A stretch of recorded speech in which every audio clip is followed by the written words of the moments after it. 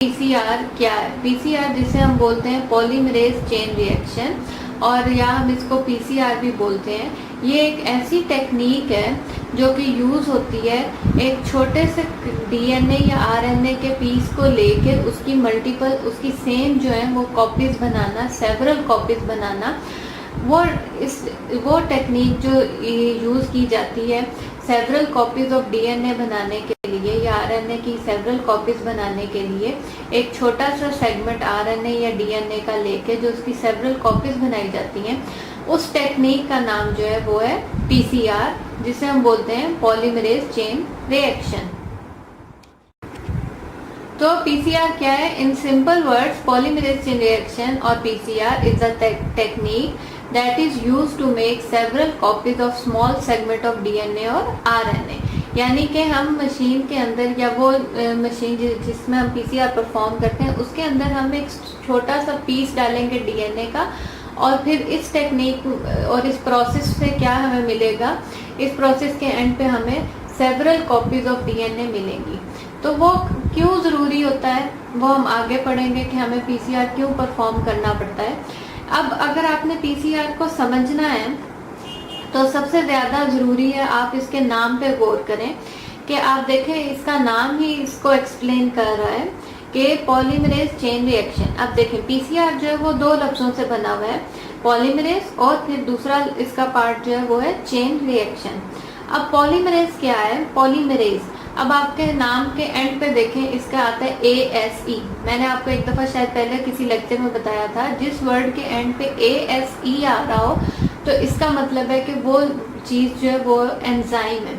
इसी तरह पॉलीमरेज क्या है? पॉलीमरेज एक एंजाइम है जो कि क्या करेगी, multi make polymers of other molecule in which this technique is DNA. यानी कि पॉलीमरेज वो एंजाइम है जो कि मदद करेगी इस प्रोसेस में डीएनए की मल्टीपल कॉपीज बनाने में। और सेकंड जो है वो है चेन रिएक्शन। चेन रिएक्शन क्या है? Chain reaction is a type of chemical reaction which progresses in exponential way. यानी चेन रिएक्शन में एक ऐसा केमिकल रिएक्शन होगा जो कि एक्सपोनेंशियल वे में बढ़ता जाएगा। अब एक्सपोनेंशियल वे क्या होती है इसको मैं आपको सादे अल्फाज में समझाती हूँ। यानी कि अगर पहला रिएक्शन जो हुआ है उसमें अगर एक डीएनए का एक सेगमेंट था तो उसके दो मॉलिक्यूल यानी कि दो आगे से सेगमेंट बनेंगे। यानी आसान अल्फाज में आप इस तरह समझें एक्सपोनेंशियल वे को, यानी कि अगर पहले रिएक्शन में दो मॉलिक्यूल प्रोड्यूस हुए हैं तो दूसरे रिएक्शन में कितने प्रोड्यूस होंगे? 4, और तीसरे रिएक्शन में कितने प्रोड्यूस होंगे? 16, और फिर इसी तरह 32, फिर उसके इसी तरह 64 और फिर बढ़ते जाएंगे। जिससे क्या होगा कि कुछ ही 100 रिएक्शंस में हमें जो है वो बिलियन कॉपीज जो है वो डीएनए की मिल जाएंगी एक सिंगल फ्रेगमेंट ऑफ डीएनए से। तो चेन रिएक्शन अब आपको अच्छी तरह समझ आ गया होगा, और पॉलीमरेज भी। तो अब आपको और अच्छा समझ आ गया होगा कि पॉलीमरेज चेन रिएक्शन, जैसे मैंने आपको बताया इसका नाम ही इसको एक्सप्लेन कर रहा है अगर आप इस पर गौर करें।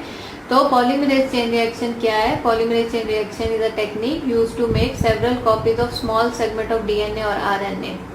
तो अब आपको ये अच्छा समझ आ गया होगा कि पॉलीमरेज क्या है। पॉलीमरेज जो है वो एंजाइम है, और चेन रिएक्शन जो है वो केमिकल रिएक्शन है जो कि एक्सपोनेंशियल वे में बढ़ता जाएगा, जिसकी वजह से हमें जो है वो बिलियन कॉपीज ऑफ डीएनए मिल जाएंगी कुछ 100 रिएक्शन से।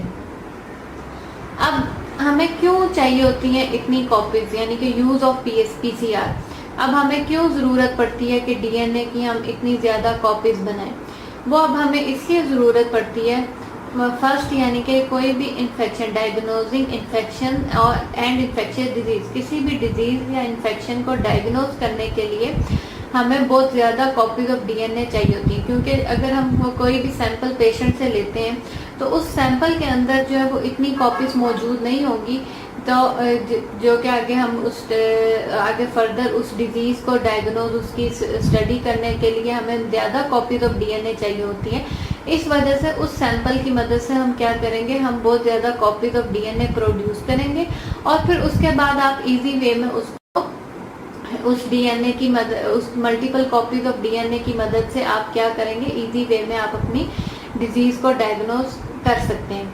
मिसाल के तौर पे अगर कोई पेशेंट जो है वो डायग्नोज होता है वायरल इन्फेक्शन से, मिसाल के तौर पे HIV या HBsAg या HCV, तो क्या किया जाता है, उस पेशेंट का ब्लड लिया जाता है जो कि वो ब्लड जो कि वायरस से इन्फेक्टेड है। उसके बाद क्या होगा कि उस ब्लड की मदद से क्या होगा कि DNA की कॉपीज बनाई जाएंगी और फिर वो स्टडी किया जाएगा कि वो वायरस कौन सा है, उस वायरस की क्या प्रॉपर्टीज हैं, उस वायरस को कैसे ट्रीट करना है। तो इन तमाम चीज़ों के लिए आपको बिलियन ऑफ बहुत ज़्यादा कॉपीज जो DNA की चाहिए होती हैं। इसी तरह PCR के और भी बहुत ही 100 ऑफ अदर यूज हैं, लेकिन जो मोस्ट कॉमनली यूजेज हैं उसमें क्राइम इन्वेस्टिगेशन आ जाता है, जेनेटिक स्टडीज या जेनेटिक रिसर्च में PCR बहुत यूज होता है, मॉलिक्यूलर बायोलॉजी स्टडी करने में भी PCR टेक्निक जो है वो बहुत ज़्यादा इम्पोर्टेंट रोल प्ले करती है। तो ये तो थे यूजेस ऑफ PCR। अब हम देखेंगे कि what are the things that we need to perform PCR।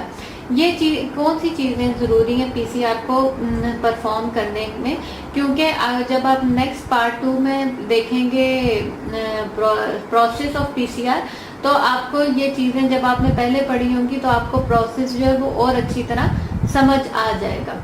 तो अब हम स्टार्ट करते हैं इसका दूसरा पोर्शन कि what are the things that we need to perform PCR। अब स्टार्ट करते हैं what are the things that we need to perform PCR। PCR परफॉर्म करने के लिए कौन कौन सी चीज़ें चाहिए होती हैं। सबसे पहले जो है वो है क्या है कि इक्विपमेंट, यानी कौन सी मशीन या कौन सी इक्विपमेंट यूज होता है। तो मोस्ट कॉमन इक्विपमेंट जो PCR में यूज होता है उसको हम बोलते हैं थर्मल साइक्लर।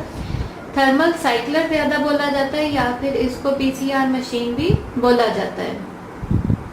अब इस PCR मशीन के अंदर क्या होता है, इस PCR मशीन के अंदर क्या होता है, स्मॉल ट्यूब्स मौजूद होती हैं जिनके अंदर केमिकल इंसर्ट हुआ होता है और फिर क्या होता है, जैसे ही हम सैंपल इसके अंदर जाएगा तो रिएक्शन जो है वो टेक प्लेस होता है, यानी कि उसके बाद रिएक्शन स्टार्ट हो जाता है। अब मशीन कौन सी, थर्मल साइक्लर। थर्मल साइक्लर के अंदर क्या होंगी, इसके अंदर स्मॉल ट्यूब्स होंगी in which chemicals are inserted and the reaction will take place. अब हमने ये देखना है कि इसके अंदर ट्यूब्स के अंदर मतलब ऐसी क्या चीजें मौजूद होती हैं कि वो रिएक्शन जो है वो पॉसिबल होता है। Mean look at the stuff which we will put inside this tubes, यानी इन ट्यूब्स के अंदर हम वो कौन सी चीजें डालेंगे जिसकी वजह से रिएक्शन जो है वो पॉसिबल होगा। तो जो की इंग्रेडिएंट्स जो PCR रिएक्शन के लिए यूज होते हैं या चाहिए होते हैं वो हैं Taq polymerase, TAQ tag polymerase. इसके बाद चाहिए होते हैं प्राइमर्स, फिर DNA टेम्पलेट्स और न्यूक्लियोटाइड्स। ये चीजें जो हैं ये इंपॉर्टेंट है।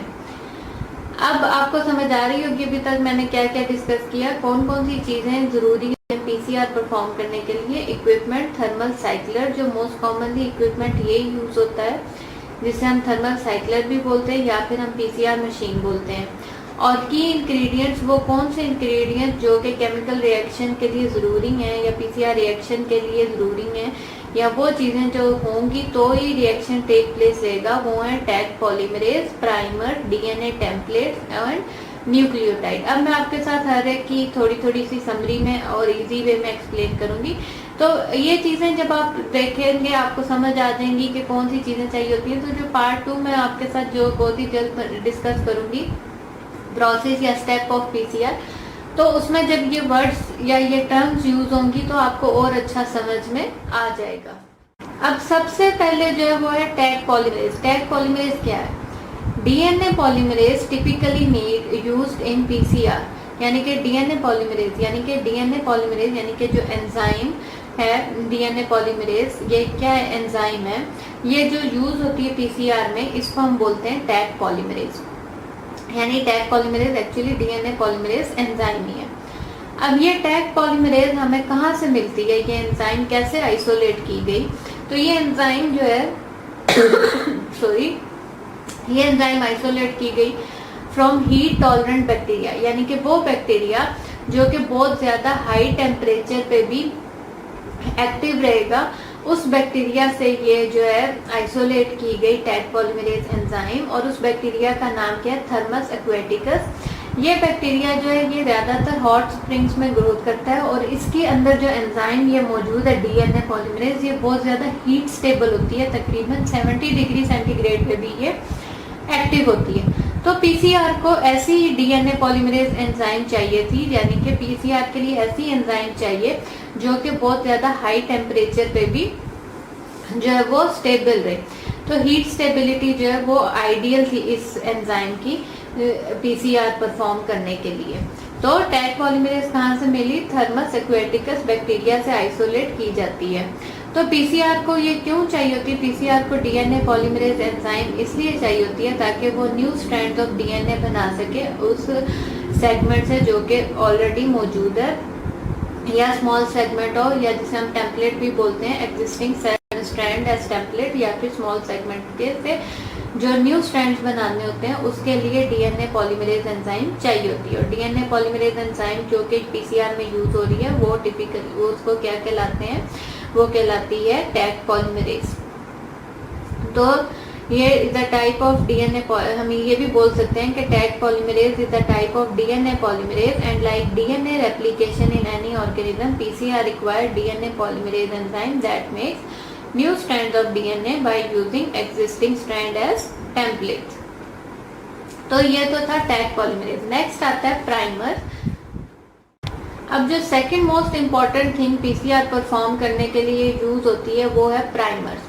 प्राइमर्स क्या है? डीएनए पॉलीमरेज को प्राइमर्स की जरूरत पड़ती है रिएक्शन को स्टार्ट करने के लिए। प्राइमर्स क्या होते हैं? प्राइमर है शॉर्ट सीक्वेंसेस ऑफ न्यूक्लियोटाइड्स, और तकरीबन एक लेंथ या एक सीक्वेंस के अंदर 20 न्यूक्लियोटाइड्स मौजूद होंगे। प्राइमर्स इसलिए भी इम्पोर्टेंट है क्योंकि ये चूज करेंगे या ये सिलेक्ट करेंगे वो पोर्शन जिससे आगे डीएनए की मल्टीपल जो कॉपीज प्रोड्यूस करनी है, उस फर्स्ट पोर्शन को ये सिलेक्ट करेंगे और प्राइमर सिलेक्ट करते जाएंगे, और उसके बाद जो है डीएनए पॉलीमरेज की मदद से कॉपीज जो है वो जनरेट होती जाएंगी। तो प्राइमर जो है वो बहुत इंपॉर्टेंट रोल प्ले करते हैं। तो प्राइमर्स क्या है कि DNA polymerase need primers to start the reaction, क्योंकि क्या होता है पॉलीमरेज जो है वो तब तक रिएक्शन स्टार्ट नहीं कर सकता जब तक प्राइमर्स जो है वो उसको, एक तरह से आप आसान अल्फाज में ये समझ लें कि प्राइमर जो है वो एक तरह से रास्ता बताएंगे कि इस पॉइंट से जो है वो स्टार्ट करना है कॉपीज को जनरेट करना है, यानी कि ये अटैच होंगे फर्स्ट पॉइंट, उसके बाद पॉलीमरेज जो है वो अटैच करती जाएगी और रिएक्शन जो है वो प्रोड्यूस होता जाएगा। तो प्राइमर जो है ये एक तरह से ये हेल्प करते हैं रिएक्शन को स्टार्ट करने में। तो प्राइमर इसलिए भी इम्पोर्टेंट मैंने बताया कि ये सिलेक्ट करेंगे एग्जैक्ट पोर्शन जिसको दैट विल बी एम्पलीफाइड, यानी कि जिससे फर्दर कॉपीज जो है वो प्रोड्यूस होंगी। और तकरीबन हर रिएक्शन में 2 सच प्राइमर जो हैं वो यूज होते हैं, और वो इस तरह डिजाइन किए जाते हैं कि वो आइसोलेट कर देते हैं target region of DNA to be copied, यानी कि वो जाके उस रीजन को अटैच हो जाएंगे जिसमें आगे फर्दर डीएनए से कॉपीज उस सेगमेंट के साथ अटैच हो जाएंगे जिससे फर्दर कॉपीज डीएनए की बननी है। तो अब मैं आपके साथ एक क्विक रिव्यू प्राइमर का एक्सप्लेन करती हूँ कि दोबारा पर मैं आपको बताती हूँ कि second most important thing that we need to perform PCR are primers. DNA polymerase need primers to start the reaction as the polymerase cannot initiate but only propagate it. And PCR primers are short sequences of nucleotides and usually 20 nucleotides in length. तो अब आपको समझ आ गई होगी कि primers का क्या role है। नेक्स्ट है डीएनए टेम्पलेट। डीएनए टेम्पलेट क्या है? डीएनए टेम्पलेट वो सेगमेंट है या वो ओरिजिनल डीएनए है जिससे हमने फर्दर कॉपीज बनानी है डीएनए की। तो DNA is the segment of original DNA which we want to amplify this. और लास्ट में जो की इंग्रेडिएंट है वो न्यूक्लियोटाइड्स है। न्यूक्लियोटाइड्स क्या होते हैं? न्यूक्लियोटाइड्स आपको मालूम है कि न्यूक्लियोटाइड जो है वो बेसिक बिल्डिंग ब्लॉक्स हैं जो कि यूज होते हैं डीएनए सिंथेसिस में। न्यूक्लियोटाइड एक बहुत बड़ा टॉपिक है, लेकिन अभी आपको पीसीआर में समझने के लिए सिर्फ इतना जरूरी है कि न्यूक्लियोटाइड जो है वो हैं basic building blocks use for DNA synthesis. तो ये तो था आज का लेक्चर पार्ट 1 के what are the things we need to perform PCR, और हमने पढ़ा यूजेज ऑफ पीसीआर, और फिर हमने पढ़ा पीसीआर क्या है, ये तमाम चीजें हमने पढ़ी हैं। अब पार्ट 2 में मैं आपके साथ डिस्कस करूंगी प्रोसेस या स्टेप ऑफ पीसीआर, जो कि वो भी बहुत ही इम्पोर्टेंट टॉपिक है और